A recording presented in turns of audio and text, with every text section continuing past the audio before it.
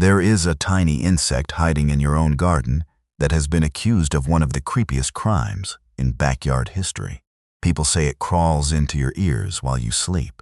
They say it hides in the dark, waits for night, and slips into places no insect should ever go. They say those pincers at the end of its body are dangerous. They say it is a pest that should be killed the moment you see it. Most people do not even wait to understand it. They lift a flower pot, see a dark little insect with curved pincers, and instantly step back. Some reach for a spray bottle. Some crush it. Some sweep it away from the porch. Some tell their children not to touch it. And honestly, it is easy to understand why. The earwig looks like something designed for a nightmare. It has a long, flat body. It moves quickly through cracks and shadows. Its antennae wave in the dark, and at the end of its body are two forceps-like pincers that look far more dangerous than the insect actually is. But what if almost everything you believe about the earwig is wrong? Today, we need to talk about the earwig. And by the end of this, you may still not want one crawling across your kitchen floor, but you may never look at it with the same fear again. Because the real story of the earwig is not about ears. It is about misunderstanding. It is about darkness. It is about survival. And it is about a tiny creature that has been blamed for a crime it never wanted to commit. Let's begin with the name, earwig. Even the word sounds disturbing. It suggests something that belongs inside an ear. It sounds like a warning. It sounds like an insect with a mission. But the name has done more damage to this creature's reputation than the creature itself ever could. The truth is simple. Earwigs do not spend their lives searching for human ears. They are not waiting for you to fall asleep. They are not trying to crawl into your head. They prefer the places they were built for. Damp soil, wet leaves, rotting wood, thick mulch, dark cracks, flower pots, garden edges, small spaces where light does not reach and moisture stays longer. If an earwig ever ends up inside a house, it is usually not because it wants to live with you. It has often wandered in from a damp outdoor area. It is not hunting humans. It is following shelter, moisture, and food. That is the first turn in the story.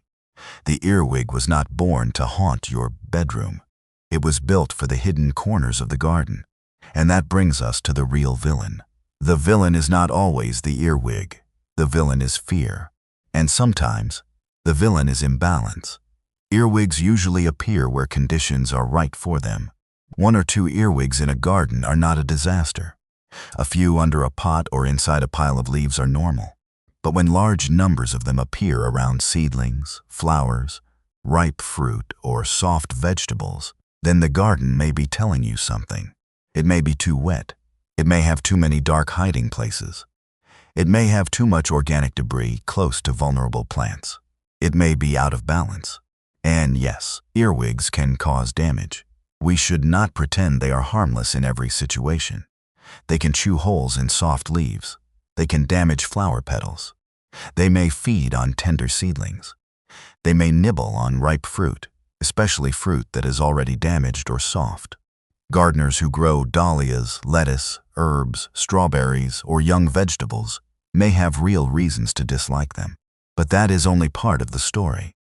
Because the same insect that can chew a flower petal may also eat decaying plant matter. The same insect that hides under mulch may also feed on dead insects. The same insect that looks like a villain may also hunt tiny pests in the garden. Earwigs are omnivores. They eat many things. They feed on plant material. They feed on fungi. They feed on decaying organic matter.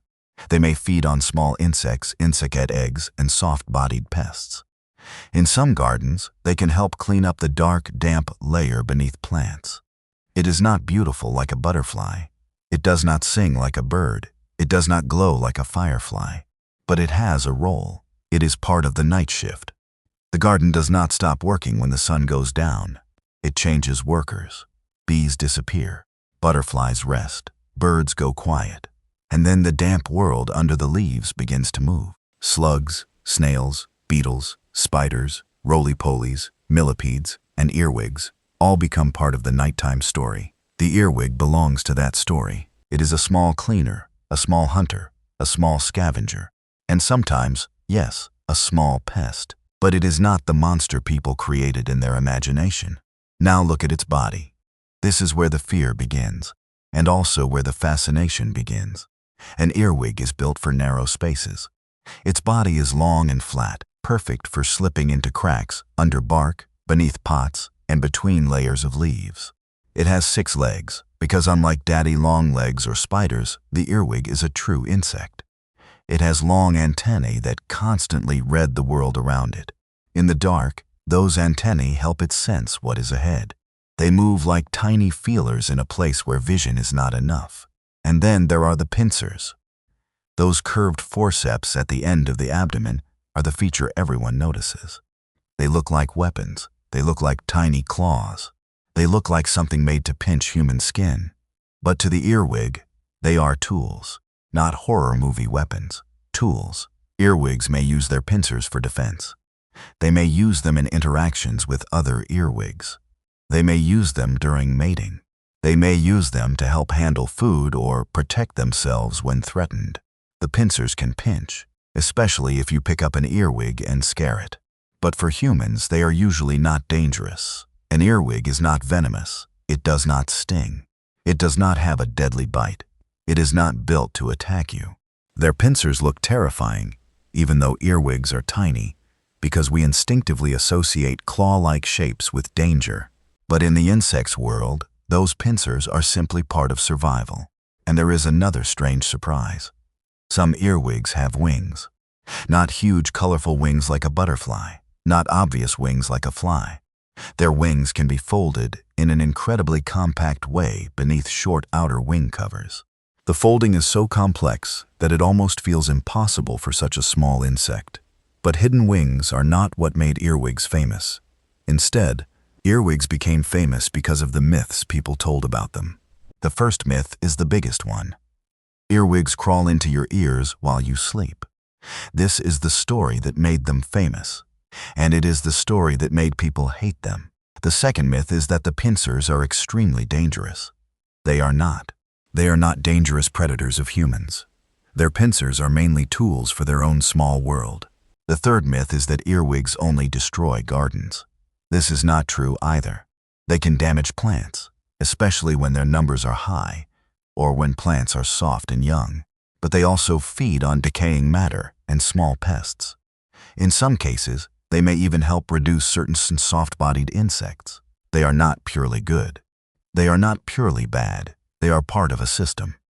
And there is another side of their story that most people never see. The insect people associate with fear can also show something unexpected: maternal care. In many earwig species, a mother does not simply lay her eggs and disappear. She stays. She guards her eggs in a hidden chamber in the soil or another protected place. She turns them. She cleans them. She protects them from mold. She defends them from danger. In the darkness where no one is watching, this so-called creepy bug becomes something unexpected: a mother. When the young earwigs hatch, they look like smaller, paler versions of the adults. They are called nymphs. For a time, the mother may continue to stay near them. In the insect world, where many species leave their eggs and never return, this behavior is remarkable. Think about that. The creature people turned into a symbol of fear is also a creature that protects its young. That changes the story. Maybe the earwig was never the horror character we imagined. Maybe it was a night worker, a small scavenger, a part-time hunter, a mother in the soil, a survivor built for shadows. So what should you do when you find earwigs in your garden? First, do not panic. If you see a few under a pot, under mulch, or near leaf litter, you may not need to do anything. They are part of the hidden garden community. They may be feeding on decaying material and small insects. But if you see many of them and your plants are being damaged, manage the environment. Reduce excess moisture. Water in the morning instead of late at night. Give the soil surface time to dry before dark. Keep mulch a little away from tender stems. Remove piles of wet leaves near vulnerable plants. Lift pots occasionally. Move old boards, rotting wood, and garden debris away from seedlings. Improve drainage in soggy areas. Protect young plants until they are stronger. You can also use simple traps. A rolled-up damp newspaper or a small piece of cardboard can attract earwigs overnight. In the morning, you can remove the trap and relocate or dispose of them, depending on your garden needs. The point is not panic. The point is control. Inside the home, focus on moisture and entry points. Seal cracks. Reduce dampness near doors and windows. Keep mulch and leaf litter away from the foundation. Fix leaks. Dry out damp areas. Earwigs usually do not want to live in dry indoor spaces.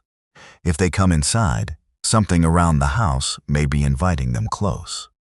A smart gardener does not have to let earwigs destroy seedlings, but a smart gardener also does not turn every strange insect into an enemy. If you have ever found earwigs in your garden, on your porch, or inside your home, tell me your story in the comments. Were you afraid of them? Did you believe the ear myth? Did you think those pincers were dangerous? And if you know someone who still sees earwigs as creepy little monsters, share this with them. Because the next time they lift a pot and see those pincers in the dark, they may not see fear. They may see a misunderstood survivor, a tiny worker of the night, and a creature blamed for a crime it never wanted to commit.